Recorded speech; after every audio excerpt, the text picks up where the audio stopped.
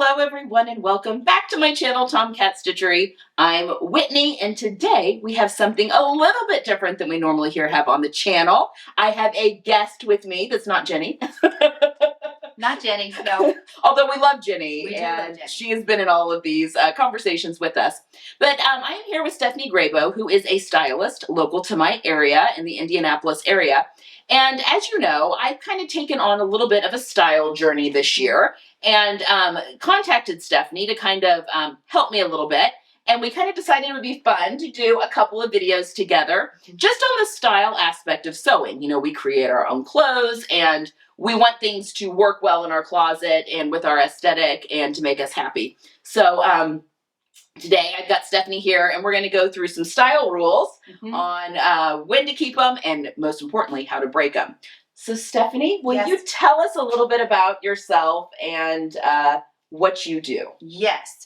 I am trained as a style coach, which means that I work with, primarily I work with women, and what I do is more than just put outfits together. We really get personal and think about what it is that you want your style to communicate about you. How do you want to feel in your clothes? How are you using your clothes in your career or in your personal life? So we go really deep. We do color analysis. We do body shape analysis. We take measurements without judgment. There's no judgment. It's just data. And we combine all that together to help you create the wardrobe that makes you feel amazing. So yes. And what I love also about your systems that we've talked to is the math that's in there. Math. It gets analytical. Yes. And it takes kind of some of the guesswork out. Very much. And I think having it as geometry or math, it removes some of the self-judgment that women have, and you can just look like it's just a math problem. It's not, you didn't do this, it's math. Yes, right? Yes. Yeah. It's your beautiful body, Absolutely. and we're just going with the rules of math. Right, absolutely. Yes. The rules of math. Go with that one. I like that. And it does. It just feels, I don't know. It takes some of the guesswork out of it, I feel like. And we will be coming later. Stephanie and I have done a video on in-person color analysis and kind of what that looks like. And also the scientific approach that she takes, the training that you have takes as well. So us as sewers, we love a good analytical, mathematical. You guys are all about geometry, right? Yes. The whole sewing thing, all about geometry. Yes. Okay, so let's talk about, we're going to be talking about 5 different kind of rules. Yeah. And when to keep them and when to break them. Yes. So what are your top 5, Stephanie? Well, the first one that I have is always just, can I say 4-letter words? It's just try the darn thing on. You cannot judge. I firmly believe you cannot judge how something's going to look on a hanger. I mean, look on you if it's on a hanger or if it's folded up. You have to try it on to understand how it's going to flow, how it's going to fall, where the seams are going to be. And I can't tell you how many clients I will hold something up for them and they'll be like, oh, no, I could never wear that, or I would never wear that. And I'm like, rule number 1 is you have to try it on. Yeah. And every time they try it on, they're like, oh, well, I would never have picked this out for myself. And I'm like, no, that's why you hire a professional. Right. Like if you had that skill yourself, you wouldn't hire me. Yeah. But it really does prove it to be true. So my first rule is always try it on.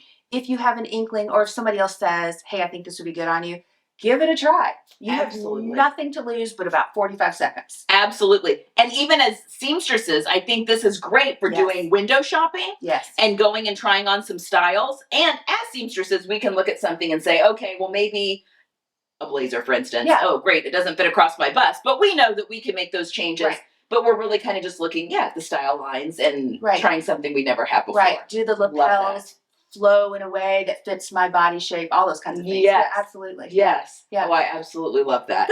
Good. Try it on, folks. Yes. Don't be scared. Try the darn thing on. To step outside the box. Yeah, absolutely. Yeah.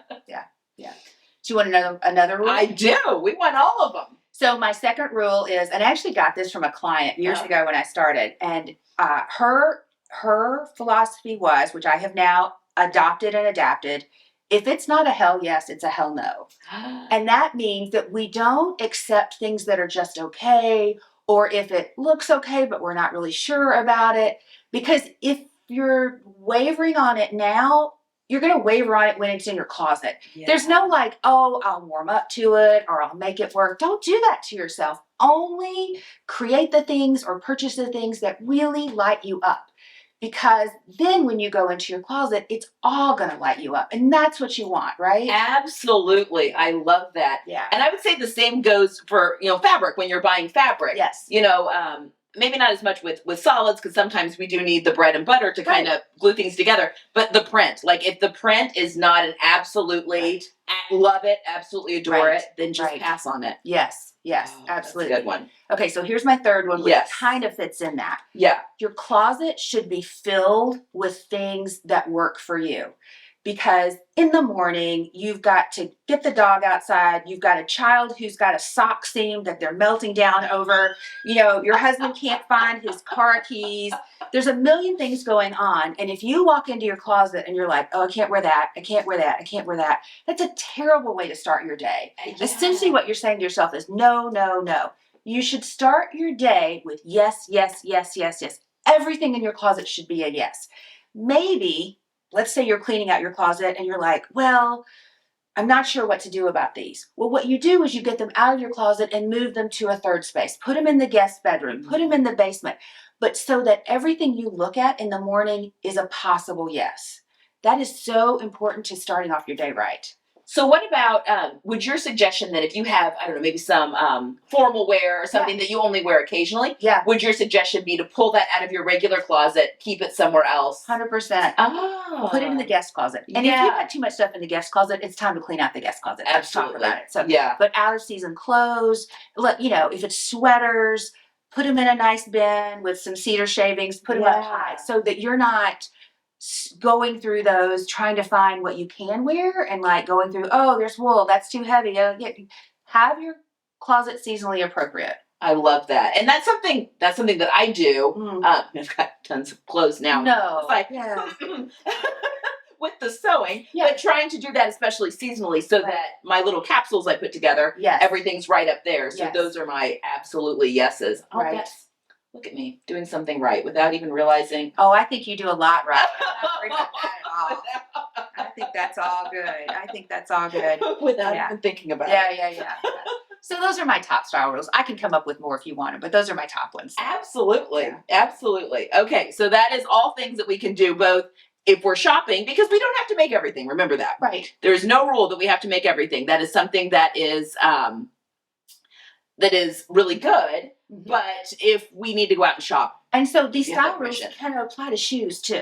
Oh. I'm guessing you're not all cobblers. No. So, it applies to shoes just as much. Yeah. So if it's not in season, get it out of your way. If it's a shoe you're not iffy about, if you're iffy about, don't buy it. Yeah. Like it all works. Absolutely. So. And probably purses and accessories too. Absolutely. Yeah. Yes. Oh, very good tips. Very good tips. Okay. So we're going to talk about 5 things about recharging my style. Yes. Okay. And this is the process I go through with my private concierge clients. Yes. So I really am excited to take you through this process as well. Okay. So the first question I always ask is, what's frustrating you about your style right now? Or what is it that you're trying to get to? What's making you think about your style in a new way? Okay, I think with me, my issue has been, I've been wanting to try new things. I'm in a little bit of a rut. Yes. So I can very easily grab a t-shirt, and we're in warmer weather now, pair of shorts or a pair of jeans, or even a button-down shirt's kind of a go-to for me, which is all well and good. Sure. But how do I want to take it up a notch. I want to make sure I'm staying current. Yes. And on top of trends, but how do I take what's comfortable in my style, but also keep elevating it forward? That is my stump, like my block right now. And you said something really important. You said I'm in a style rut. Yeah. And I find this with a lot of women. I'm all for an outfit formula. Yeah. Oh yeah. Easy peasy. Yes. But a lot of people get that outfit formula and they fill their closet with it, or you find a pair of pants that works, so you get it in four colors, and that's okay, but that can get boring. Yeah. Right? And you're not introducing new silhouettes or shapes or colors or even putting things together in new ways, and it just gets boring. Yeah. I mean, I'll be honest, in the summertime, I'm going to go out and buy 4 sleeveless tanks from the same company in 4 different colors, but by the end of the summer, I'm gonna be tired of those babies. It'd be time to move them on, right? Absolutely. So I think that being in a rut and like understanding what it is about the rut is really important, because a lot of people, my clients, don't really realize it until I look at their closet and I'm like, well, look, you have all of these dark floral tops and all of these dark different shades of jeans, and they just didn't realize that that's what they've been doing, putting all these things together. Right. So Something that they clearly liked, yes, but yes, you have too much of a good thing. too much of a good thing. Absolutely, absolutely. Okay, so the second question I want to ask is really like, what's your goal for your style? When you walk into a room, we know that style communicates before we ever say a word, right? Yeah. So what is it you want your style to say about you? And not how do you want to feel in your clothes, but how do you want other people to feel about you in your clothes? So flip that around. We think about our style words sometimes, but flip that around. And if someone were looking at you, what would you want them to think about you? Well, I would want them to think that they could come up and talk to me. Oh, That's a big thing. so you're approachable. Yes, thank you. Approachable. I want to convey friendliness and sunshine. Yes. Oh, I love that. Oh, that's so good. That's so good. Yeah. And that totally works, right? Because Yeah. you're in brighter colors, you're in prints. Sometimes I'll ask that question to somebody and they'll be like, well, if they're like say they're a trial attorney. Yeah. They don't want to be approachable. Oh, no. Right? No. So their style is a little more pulled back and reserved. Or maybe you're, a physician and you want to be warm, but you want to be authoritative, right? Yeah. So whatever it is, the role that you're playing in the world, like how do you want people to feel about you? I think that question is so important. Absolutely. And you're right. It's flipped it completely on its head from what we normally talk about with style. Right. Oh, I love that. Now, the follow-up to that would be, what do you like in clothes? What do you like in terms of textures, silhouettes? Do you like lace? Do you not like lace? Do you like long skirts? Do you prefer short skirts? Does everything have to have stretch? Are you okay with things not stretch? Like, what do you like? What feels good to you? Because that textural piece of it is so important to making you feel comfortable throughout the day. Yeah. Well, and I think, and probably my viewers would be able to say the same thing, I tend to go a little bit more towards things that are a little bit more tailored, which I'm able to do because I make my own clothes. Right. I so badly want to like the slouchy, oversized, t-shirts that people are wearing, with the real baggy pants, but it overwhelms my frame. And just my figure, I've got a large bust. So I like when things are a little bit more tailored, maybe a nod to the trend. Right. But yes, I like things, whether that be in knits or in wovens. And I do love texture. I love print, but I own certain prints. Say more. So I like a print in a dress. Okay. And this is a little bit louder, but it's a floral, it's a stripe, a little bit more traditional prints, but I don't necessarily like prints in a t-shirt, for instance. Okay. And I don't hear you saying that you're drawn to geometrics either. So I'm not. Diamonds, squares. Yes. Polka dots? I will do polka. Occasionally I will do polka dots. A little more whimsical. Yeah. But really, florals and stripes are probably where I play the most with pattern. Right. And so you're saying, it sounds to me like you prefer things with some stretch, the ability to move in it, but still have that more tailored, more classic line to it. Yes. And I'm also cleaner lines. I'm not big on ruffles or super overly feminine details. Right. Maybe a nod right. to the feminine, but not overly so with those details. So you're not going to do a big balloon sleeve? Very rarely. Maybe a one piece as the nod. Very rarely. And then the whole time you're going to be worried that it's like getting stuff on it, or you're running into people. Or it just makes me look very expansive. Right. Let me widen my body. Right. I understand. Right. Where it's already the widest part. Right. Now I will do more volume on my hips because I'm very straight through my waist and hips to balance things out. Like I'm not scared of big pockets, that sort of thing. So I haven't taken your measurements, but I have a sense that are you more of like an inverted triangle? Are you more apple shape? I'm actually a rectangle with big boobs. Okay, I get that. That. So you're working to create those lines. You're working to create that waist and that curve around your hips. I have a very slight indentation at my waist. Got it. Very slight. And that's really important when you're putting outfits together, because just changing that silhouette can totally change the way you look and the way you feel in clothing. So just creating that waist where you didn't feel like there was one before can make a huge difference in the way something looks. Absolutely. So it's important. Absolutely. Good. I think it's really important to remember, and I think you know this because you've been creating clothes, building clothes, sewing clothes for a long time, is that this is a learned skill, right? Yes. Most people are not born. I always say nobody taught you how to dress yourself. I mean, they taught you how to tie your shoes or how to snap your snaps or button your buttons, but they really didn't tell you, oh, this is what you need to do to create a waist. This is how you work. If you have a more full bust, this is the kind of neckline you need to wear. Right. But that's something you can learn. If you can, it's just like following a recipe in cooking. Once you get the right ingredients together, you can follow the steps to create the piece that you want at the end. You have to give yourself grace and understand that it's something you're learning, and you're going to be a novice in the beginning, and then you'll get better, and pretty soon you'll be a pro, but you have to continue to practice. And a lot of people get frustrated and then they kind of stop and then they get stuck.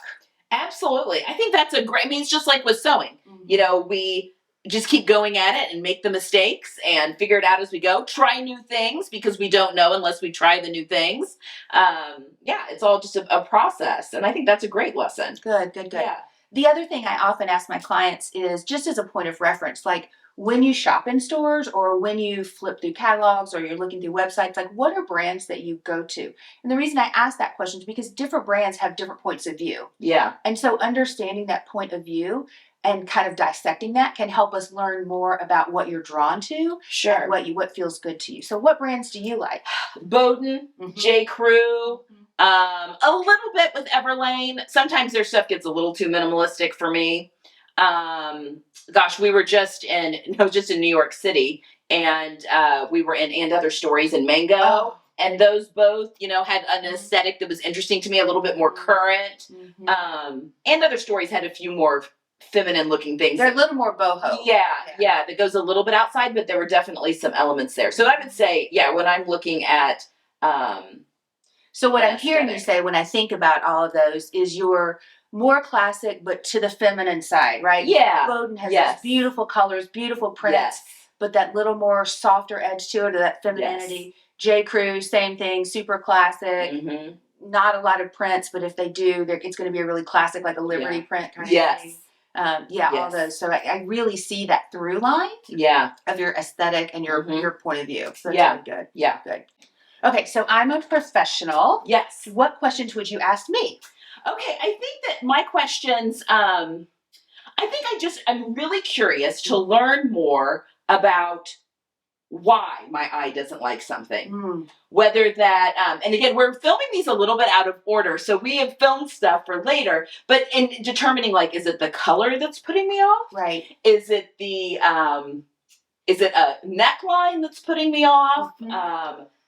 Yeah. Okay, so I'm going to say this, but don't let it overwhelm you. Okay. But think about your outfit as art. Okay. Right? The eye and the brain are constantly seeking balance. They're seeking structure. They're seeking harmony and colors. So just like in a painting or a picture, the lines make a difference. The color, if you had a soft pastel pink and a harsh black, like they would feel incongruent, and it would be tension there, right? Yes. And so your brain can pick up that tension. So if you're not wanting to, maybe you're 17 and rebellious and you want tension in your outfit. Right, yes. Yeah.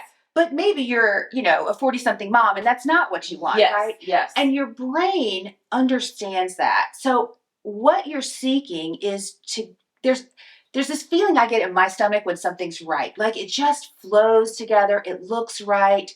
And to do that, it kind of goes back to that recipe. You kind of have to know your own body and understand what looks best on you, but also colors that look best on you. I often find when you walk into your closet, if there's a shirt that you have in your closet and you put it on and you're like, I don't know, it's not right, and something about it's not right. 9 times out of 10, it's actually the color that's not right, not the fabric, not the way the thing is built. And when you look in the mirror, your brain sees that discordance. But because you're not trained to look for color, you don't really realize it's the color that's breaking the picture. So if you think about creating your wardrobe as creating a picture, It makes it easier to figure out what's going on. The other thing I always teach people to do, and if you follow me on Instagram, I talk about this a lot, maybe once a week. And I'll have her Instagram link down below. You should totally follow her no matter where you are in the world. Yeah. We like to have fun. Yeah. But I think it's really important to stand in front of a full-length mirror when you get dressed, not stand on the side of your bathtub, holding onto the shower rod, trying to see your whole outfit. But I think, invest in a full-length mirror so you can see yourself from your feet and your shoes to the top of your head. And then you look at your outfit and you say, what is making this outfit work? What about this outfit works? And then what would make it look better? Yeah. Sometimes it's adding an accessory. Sometimes it's taking one off. 9 times out of 10, it's the shoes. Are the shoes right for the outfit? So many people don't have the right shoes for the outfit. Yeah. Maybe it's the bag. Maybe you're carrying around your old mom bag and you really need something that's going to fit with your outfit better. So it doesn't have to be expensive, but you need to have an alternative. Even if you sew it yourself, which I know you can do. Absolutely. Yeah. So I think that question, what makes this outfit work and what could make it better, is a really good one to ask yourself. And something interesting, again, we're giving you a little sneak peek of videos to come, but we just had a conversation, a color and that sort of thing. But something that Stephanie told me that kind of struck me is we have in our head what our color palette is. So maybe you've had your colors done, your palette, but over time it can become skewed. Yes. So while in my head I'm like, oh yes, this is absolutely one of my colors. Yet in reality, when I pull out that color card and I'm looking, oh, this is actually a much, brighter and actually a lot harsher than the color on here. And maybe even though it's color, it's all very relative, but it may not be the correct shade because maybe this is too much brown in it or whatever. And if I actually go back to the beginning, go to the source. And I think I am guilty of that. In my head, I'm like, oh, I know what my colors are. I can go shopping for fabric and clothes, and I know exactly what my colors are. Yeah, I think it's when you do color analysis, whether you do it virtually, whether you do it in person, people talk about color in terms as if it's a fixed thing. And there really are shades of color. Oh, yeah. There are things that are more intense and darker. There are things that are lighter and softer. There are things that are more warm and more cool. And it's like a puzzle. All those things are working together all the time. Yeah. And it could be easy if you were not paying attention, if you look best in things that are more soft and more muted, to get over into, or like if, say you're what I would call a soft autumn. That's someone who's mostly warm, a little cool. It's the cooler side of autumn, but it's also a little more subdued. It's a little more muted. But it would be really easy to start to dip over to a summer, which is going to have a little more red and green in it, some more bolder colors, or to dip in the other direction to the more warm autumns that are not going to feel as right on you. And it's because we're dealing in grades of or like diminutions of shades. Yeah, it does help if you just pay attention to what your palette is. And likewise, we talked about this before, but when you're building a capsule wardrobe, and a capsule wardrobe can be 10 pieces, it can be 100 pieces. You get to say what your capsule wardrobe is. But if you're living in your color palette, by default, you're creating a capsule wardrobe. Yeah. And so as long as you are living in that color palette, everything you add to it is going to work with everything else from an aesthetic point of view. From a taste point of view, you may not want to put that yellow and that green together, but from a aesthetic, from a hue, value, chroma way, they all work together. Yeah, which I just find fascinating. But I also think, and again, I'm jumping ahead a little bit, but we were looking at very subtle differences in color when we were doing. Right. And if you're in a store and you're looking at this shirt that's in purple, green, and blue, well, this blue may be close to your blue, but not quite, and that may be just enough to when you're wearing it, you're like, oh, what is it that's about? Anyway, going back to the... Well, but I think, so, and part of that is when you're shopping in person for fabrics or clothing, the lights in the store make a huge difference. Yeah. So my advice always is to take whatever it is, if you're not sure, and go stand next to natural light and look at it at the window in natural light. Makes a huge difference in how it looks. It can take something from teal to turquoise in a hot second. Yeah. So, but seek out that natural light, because Absolutely. store lights can be pink or yellow or blue, or they have a greenish tint, and you don't realize it until you're trying to determine color. Right. Especially in dressing rooms. Yeah. Totally. Yes. Yeah. Yeah. Other questions? Good tip. No, I think that's good. You're getting me on a very good track here. Got those wheels spinning there? Yeah. Yes. Yeah. Yes. Well, I'm excited to see what you're going to do with this and how you take this and where your journey takes you. Because I think it's really fun to think about going from I'm in a little bit of a rut to like it's spring and I'm creating something new. Absolutely. Which will hopefully carry on throughout the year, and Yeah. you guys get to go along on the journey with me. Yeah. Thank you. Well, thank you so much for being here with us, Thank Stephanie, and helping us determine some style things to think about as we're all going on journeys of whatever that looks like for us. Right. And I would say if people have questions, to drop them in the comments below. I'm happy to pop in and help answer people's style questions. So fantastic. So yes, pop into the comments. Mhm. Stephanie will be over there. And again, all for information if you want to go follow her on Instagram, or if you are in the Indianapolis area and are interested in some of Stephanie's services, that is all down in the description box below. All right, guys, thank you for joining us today. This is going to be an ongoing conversation, so we will look forward to the next time. I hope you all get some sewing in today. Go dig through your fabric, get some inspiration, look at the colors that you want to be working with, and see you guys next time.